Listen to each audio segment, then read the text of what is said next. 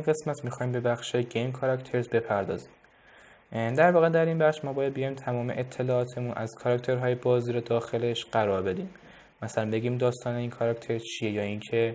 مثلا این کاراکتر در بازی چه نقشه پلیر یا نقشه انمی ما، و اینکه مثلا بگیم که قراره چه اتفاقی برای این کاراکتر بیفتیم. و مهمترین نکته اینه که باید بیایم یک عکسی از سینمای کاراکتر که اون سینما میشه نمای تاپ، نمای فرانت و نمای ساید کاراکتر داخل این بخش قرار بدیم که اگر تغییرات در آینده روی اون کاراکتر اعمال شد به خوبی بفهمیم که دقیقاً کجای اون کاراکتر رو تغییر دادیم. میشه گفت که یکی از مهمترین بخش‌های اینترنت هم گیم کاراکترز هم هست، به خاطر اینکه اگر ما بدونیم کاراکتر خودمون چه نقشی در باز داره